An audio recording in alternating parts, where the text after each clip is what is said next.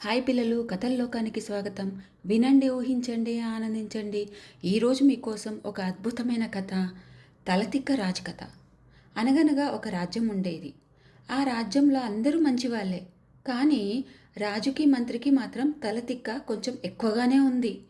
వాళ్ళకి అందరిలాగా రాజ్యాన్ని పరిపాలించడం అంత అస్సలు ఇష్టం లేదు.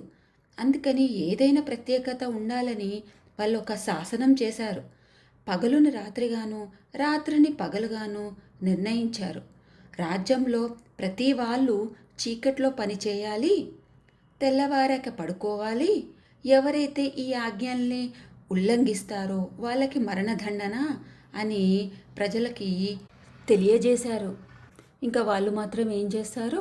రాజు యొక్క ఆజ్ఞే మనం పాటించాలి, లేకపోతే మనకి మరణశిక్ష తప్పదు అని రాజు ఏది చెప్తే అది చెయ్యడము అక్కడ ప్రజలు మొదలుపెట్టారనమాట. తమ ఆజ్ఞలు చక్కగా అమలవుతున్నందుకు రాజుగారు, మంత్రి గారు మాత్రం చాలా సంతోషపడ్డారు. ఒక రోజున ఒక గురువు, ఒక శిష్యుడు ఇద్దరు ఆ రాజ్యానికి వచ్చారు. మహిమాన్వితుడైన ఒక గురువు, మధ్యాహ్నం అవుతున్నది, నగరం చాలా అందంగా ఉన్నది, కానీ అటు ఇటు తిరుగుతూ మనుషులు కాదు కదా, ఒక్క ఎలుక కూడా కనబడలేదు అని అన్నాడు. వాళ్ళకి తలుపులు బిగించుకొని నిద్రపోతున్నారేమో అని శిష్యుడన్నాడు. రాజాజ్ఞకు భయపడే ప్రజలు చివరికి ఆ రాజ్యంలో పశువులకు కూడా పగటి నిద్ర అలవాటు చేసేశారు అని గురు శిష్యులకి చాలా ఆశ్చర్యం వేసింది. అయితే సాయంత్రం అయ్యేసరికి నగరం అంతా ఒక్కసారిగా మేల్కొన్నది. ప్రజలంతా ఎవరి పనులు వాళ్ళు చకచకా చేసుకోవడం మొదలుపెట్టారు. గురు శిష్యులకు వాళ్ళ విధేయత చూస్తే ముచ్చటేసింది. చీకటి పడుతుండగా వాళ్ళిద్దరికీ బాగా ఆకలి వేసింది. దుకాణాలు తెరిచారు గనుక వెళ్ళి ఏమైనా భోజన సామాగ్రి కొని తెచ్చుకుందామని బజారుకు వెళ్ళారు. చూస్తే ఇంకా ఆశ్చర్యం వీళ్ళిద్దరికీ. అన్ని సామాన్ల రేటు ఒకే రేటు. ఒక కిలో బియ్యము ఒక రేటు, డజన్ అరటి పండ్లు ఒకే రేటు. ఇలా చూడ్డము చాలా ఆశ్చర్యంగా ఉంది అని చెప్పేసి గురు శిష్యులు అనుకున్నారు.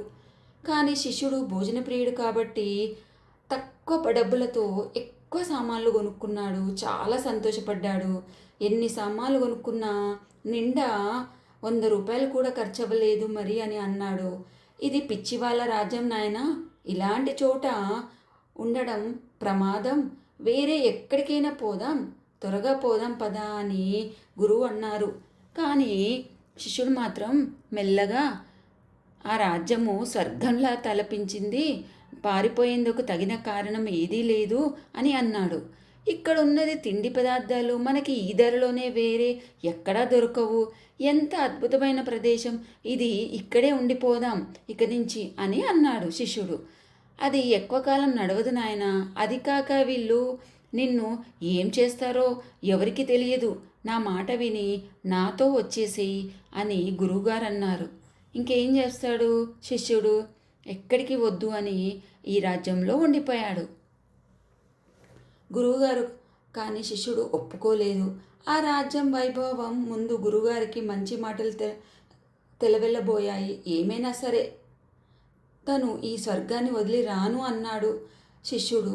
చేసేది ఏం లేక గురువుగారు కూడా అతన్ని అక్కడే వదిలి నీకు అవసరమైనప్పుడు పిలువు, వస్తాను అని చెప్పి వెళ్ళారు. శిష్యుడు మాత్రం అక్కడే ఉండిపోయాడు. సంతోషంగా రోజు అరటి పండ్లు, నెయ్యి, తేనె, అన్నం, గోధుమ రొట్టెలు ఇట్లా ఏది పడితే అది తిని ఉండడం వల్ల అచ్చోసిన ఆంబోతుల మాదిరిగా గుండ్రంగా, సన్నగా, బలంగా తయారయ్యాడు. మరి మిగతా కథ రేపు చూద్దామా?